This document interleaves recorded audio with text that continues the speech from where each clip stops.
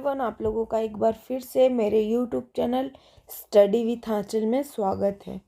आज मैं आप लोगों के लिए लेकर आई हूँ पाठ योजना क्रमांक 16, लेसन प्लान नंबर 15 तक हमने देख लिया है। अब हम जीव विज्ञान के लेसन प्लान नंबर 16 देखेंगे, पाठ योजना क्रमांक 16। तो वीडियो स्टार्ट करने से पहले अगर आप लोगों ने मेरे चैनल को सब्सक्राइब नहीं किया है तो प्लीज़ पहले सब्सक्राइब कर लीजिएगा और ज़्यादा से ज़्यादा शेयर करिए। तो चलिए, अगर आप न्यू हैं तो एक बार समझ लीजिए कि पाठ योजना कैसे बनाते हैं, और अगर आपने चैनल को सब्सक्राइब किया हुआ है, मेरे चैनल से जुड़े हुए हैं, तो आपको पता होगा कैसे पाठ योजना लेसन प्लान बनाते हैं। ठीक है, तो आइए स्टार्ट करते हैं लेसन प्लान नंबर 16। सबसे पहला पॉइंट इसमें आता है परिचयात्मक जानकारी। परिचयात्मक जानकारी में आपको आपका नाम, मतलब छात्राध्यापिका या छात्र अध्यापक का नाम, मेल पर्सन है तो यहाँ पर जैसे सुरेश, रमेश, इसके लिए क्या आएगा? छात्र अध्यापक, क्योंकि आप अध्यापक का रोल यहाँ पर प्ले करेंगे। कक्षा 11वीं, जो हमने ये विषय लिया है वो किस क्लास का है? 11वीं क्लास का, 11th का। विषय जीव विज्ञान, ये कौन सा विषय है? जीव विज्ञान। रसायन विज्ञान का तो हमने पहले 20 लेसन प्लान देख लिया है, और जीव विज्ञान के भी 20 देख लिए हैं। ये न्यू सीरीज चल रही है जीव विज्ञान की। ठीक है। प्रकरण कोशिका, प्रकरण मतलब होता है टॉपिक। ठीक है, टॉपिक को हम बोलते हैं प्रकरण। तो ये कौन सा टॉपिक है? 11th क्लास का, जीव विज्ञान के 11th क्लास का कोशिका। ठीक है, इसी प्रकार हम लोग आगे देखेंगे। आगे है सामान्य उद्देश्य। सामान्य उद्देश्य में फर्स्ट पॉइंट देख लीजिए, वैज्ञानिक दृष्टिकोण उत्पन्न करना। सेकंड, छात्रों को जीव विज्ञान की उपयोगिता बताना। थर्ड, छात्रों में निरीक्षण, परीक्षण, तर्क शक्ति और मनन आदि। ठीक है,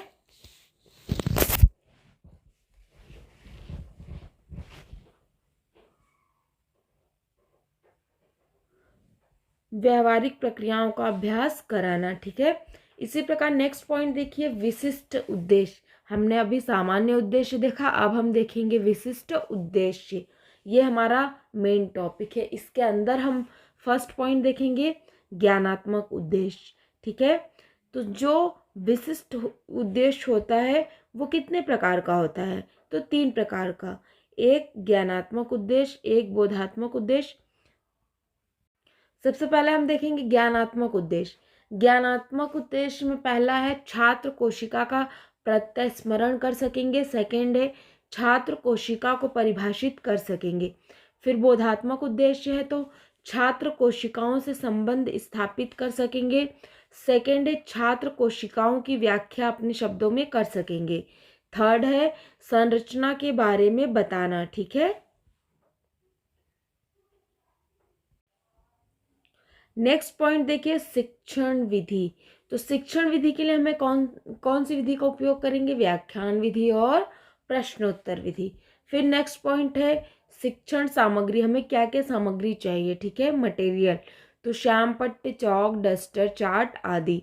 नेक्स्ट पॉइंट देखिए पूर्व ज्ञान। पूर्व ज्ञान में छात्र रक्त वाहिनियों के बारे में ज्ञान रखते हैं। ठीक है, इसी प्रकार हम नीचे देखेंगे प्रस्तावना। प्रस्तावना आपको 3 कॉलम में बनाना है, क्रमांक, छात्र अध्यापिका क्रिया और छात्र क्रिया। ठीक है, तो सबसे पहले हम क्या देखेंगे? रक्त वाहिनियां क्या है? एक जाल है जो रक्त को एक अंग से दूसरे अंग ले जाती है। रक्त वाहिनियां कितने प्रकार की होती है? तो 3। धमनी और शिरा क्या है? धमनी रक्त को हृदय से अंगों तक ले जाती है, शिरा रक्त को एकत्र करके हृदय की ओर ले जाती है। ठीक है, इसी प्रकार उद्देश्य कथन देखेंगे। तो बच्चों, आज हम कोशिका के बारे में अध्ययन करेंगे, ये हम बच्चों से बताएंगे। ठीक है, तो आप लोग क्या करेंगे? प्रस्तुतिकरण हेडिंग डालेंगे। उद्देश्य कथन के बाद आप लोग हेडिंग डालेंगे प्रस्तुतिकरण। प्रस्तुतिकरण में आपको ये कॉलम बनाने हैं, 5 कॉलम बनाने हैं। ठीक है, ये सब किसके अंदर आएगा? प्रस्तुतिकरण के अंदर। तो पहले क्रमांक में हम लोग फर्स्ट पॉइंट देखते हैं कोशिका की संरचना। तो कोशिका झिल्ली से आबद्ध प्रोटोप्लाज्म दिखलाई देता है। प्रोटोप्लाज्म या जीव द्रव्य जैसी गाढ़ा लिसलिसा तरल और अल्प पारदर्शक पदार्थ होता है जिसे कोशिका द्रव्य कहते हैं। ठीक है, छात्र ध्यानपूर्वक सुन रहे हैं। इसी प्रकार कोशिका द्रव्य के भाग, तो बाहर का हल्का भाग, बीच का घना भाग। कोशिका झिल्ली कोशिका द्रव्य के बाहर के हल्के भाग के ऊपर जो झिल्ली के समान आवरण होता है उसे क्या कहा जाता है? कोशिका झिल्ली। ठीक है, आप लोग यहाँ पर लिख दीजिएगा, छात्र ध्यानपूर्वक सुन रहे हैं। ये देखिए, ये डायग्राम बना हुआ है। नेक्स्ट है कोशिका के भाग। तो कोशिका दो भागों में बटी होती, कोशिका द्रव्य और केंद्रक। ये पूरा डायग्राम बना हुआ है, इसमें कोशिका, केंद्रक सारी चीजें हैं। आप इसमें शायद थोड़ा ऊपर नहीं हो पाया है तो आप लोग अच्छे से बना लीजिएगा। फिर नेक्स्ट पॉइंट देखेंगे, कोशिका द्रव्य। कोशिका द्रव्य अथवा साइटोप्लाज्म जीव द्रव्य का वह भाग है जो जीव कला और केंद्रक के बीच भरा रहता है। ठीक है, इसी प्रकार हम बच्चों से बीच में प्रश्न भी करेंगे, क्योंकि हम सीधे सिर्फ पढ़ाएंगे नहीं, हम थोड़े पढ़ाने के बाद बीच में उनसे क्वेश्चन भी करेंगे कि बच्चे ध्यान दे रहे हैं या नहीं। ठीक है, और उन्होंने कितना सीख लिया। प्रश्न, कोशिका को कितने भागों में बांटा गया है? तो 2 भागों में। फिर माइटोकॉन्ड्रिया के बारे में बच्चों को हम बताएंगे। कोशिका की शक्ति ऊर्जा के केंद्र है। कोशिका की शक्ति यही जीव को अपने जैविक कार्यों को पूरा करने के लिए ऊर्जा प्रदान करते हैं। यह एक कोशिका में 1.5 लाख के लगभग होते हैं। छात्र सुन रहे हैं। ठीक है, इसी प्रकार केंद्रक क्या है? तो केंद्रक के कोशिका द्रव्य के मध्य भाग के अंदर या किनारे की और गोले के समान रचना को नायिका का केंद्रक कहते हैं। ठीक है, अब केंद्रक झिल्ली क्या है? तो केंद्रक के चारों ओर एक झिल्ली पाई जाती है जिससे केंद्रक झिल्ली कहते हैं। छात्र ध्यानपूर्वक सुन रहे हैं। अब केंद्रक द्रव्य क्या होता है?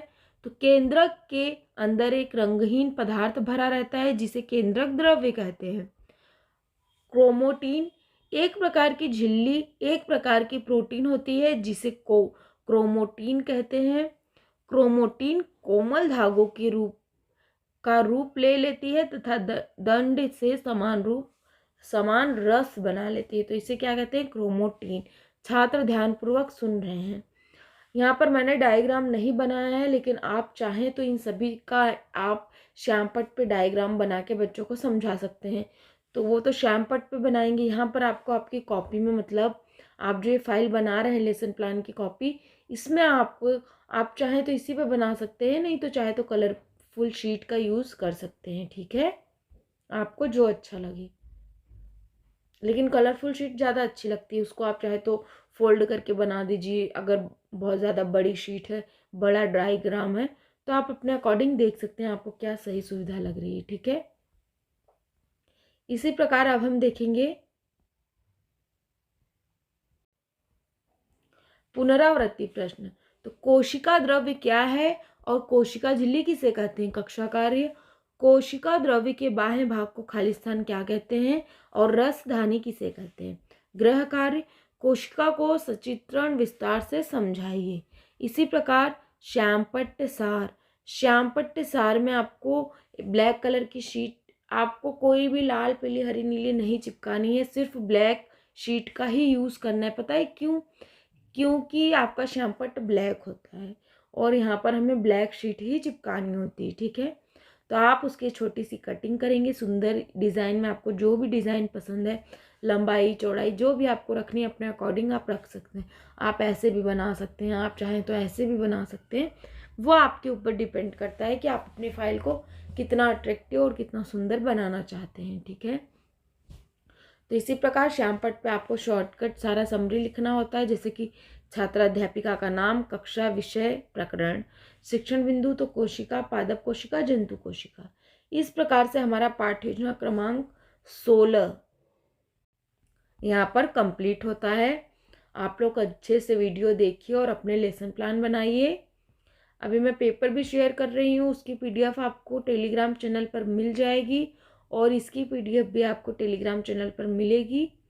और अगर कभी किसी कारणवश नहीं अपडेट होता है तो आप एक बार कमेंट बॉक्स में ज़रूर बता दीजिएगा कि टेलीग्राम चैनल पर नहीं आया है, तो मैं वहाँ पर भी पोस्ट कर दूँगी, ठीक है।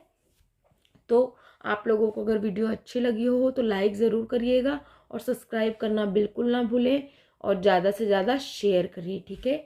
चलिए, thank you so much for watching. फिर मिलते हैं हम नेक्स्ट वीडियो।